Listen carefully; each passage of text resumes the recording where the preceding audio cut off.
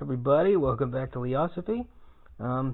This was something that I kind of had planned for a while because several people that I've interacted with past month or two have all kind of had the same questions about tarantulas.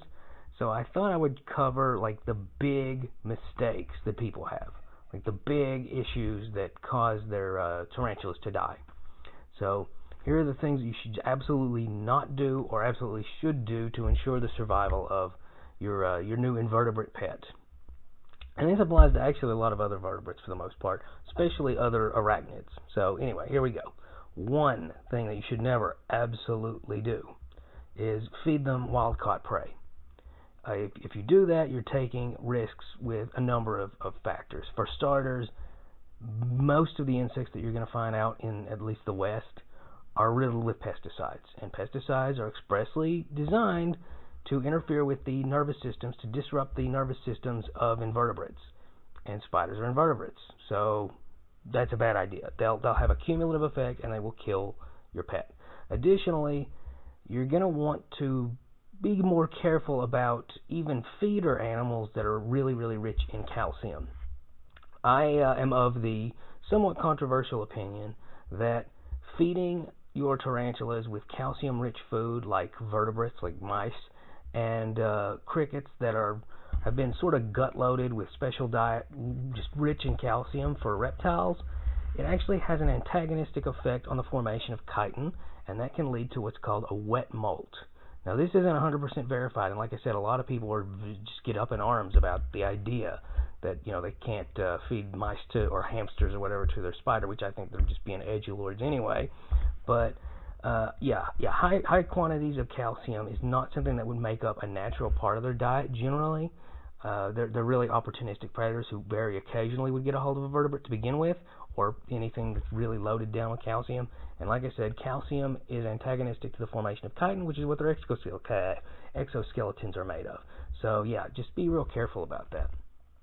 Number two, never. This is actually the biggest one. The other one was just kind of I've heard some people talk about doing that, and it's like, don't. But this one is really common among people who just got started. This is, especially if you get one from a pet store, because the pet stores, they want to sell you equipment. And that is, do not use a heating pad. Do not use a heating mat. You probably don't even need a heating lamp. If you're comfortable, they're comfortable. I know that these are subtropical animals and desert animals, but they do not need the amount of heat that people tend to think, like, oh, it's got to be like 90 degrees. No, really, I'm a very cold person. That didn't sound right. Like hot-natured or whatever the term is for it. I like it being 65 all the time. I love the cold. Mine are fine. They're doing just fine. They grow a little slower than probably most people's, but other than that, they're completely comfortable and healthy. A heating mat is the worst, by the way.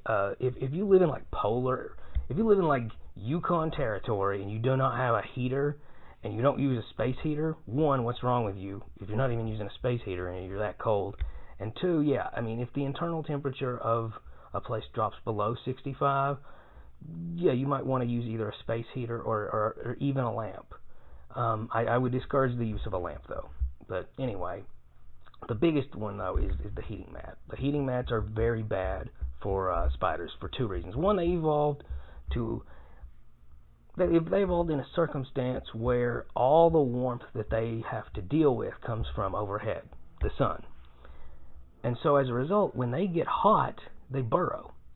So if you've got a heating mat, and like I said, if it's room temperature, they're comfortable anyway. But if you have a heating mat under them, it will make them warmer, and a lot of them will become uncomfortably warm, and then they'll start to burrow. So they'll actually get closer to that heating surface, and they'll just roast.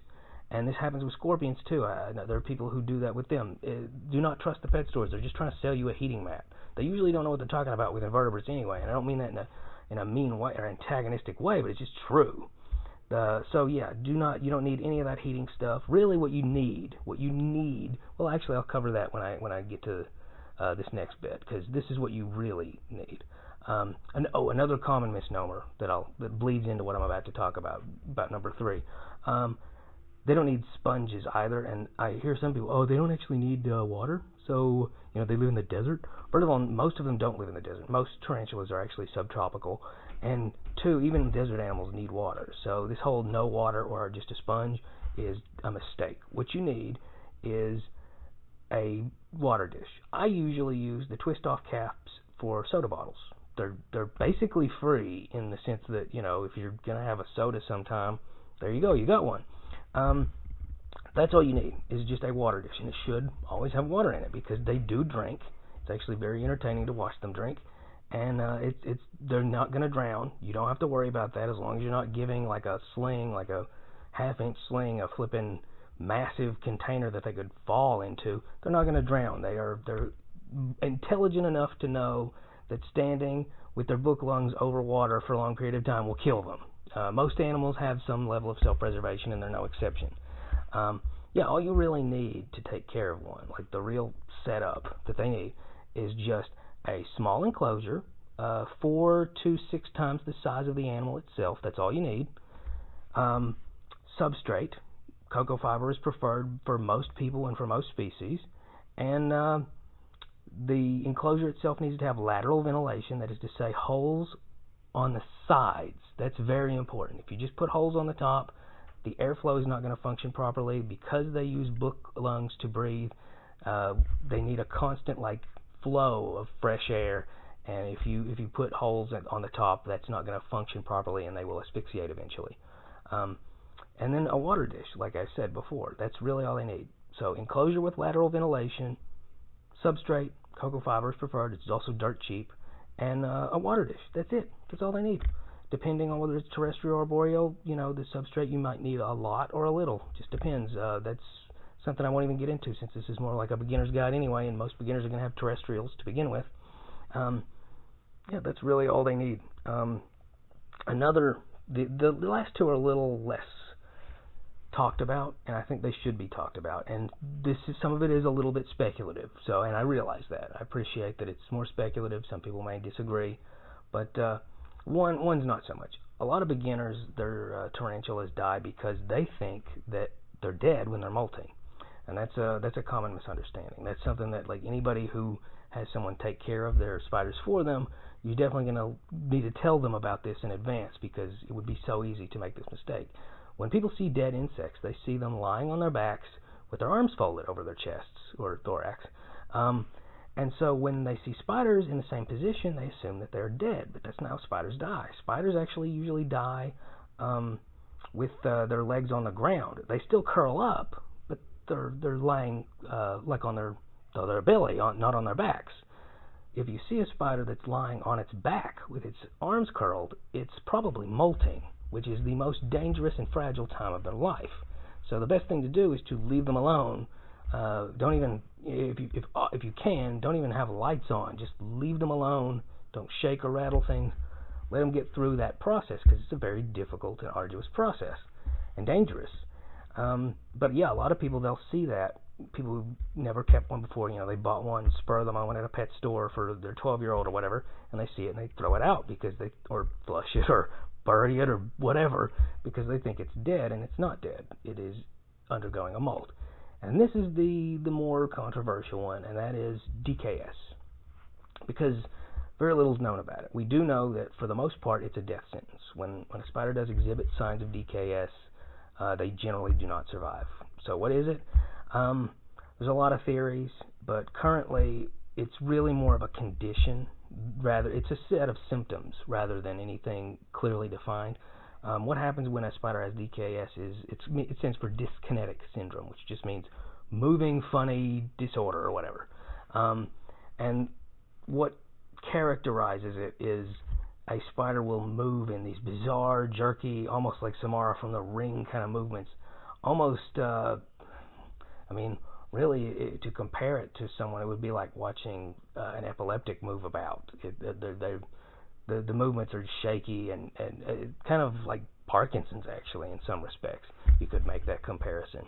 And they usually get progressively worse with these weird, shaky, spastic movements, and eventually they die.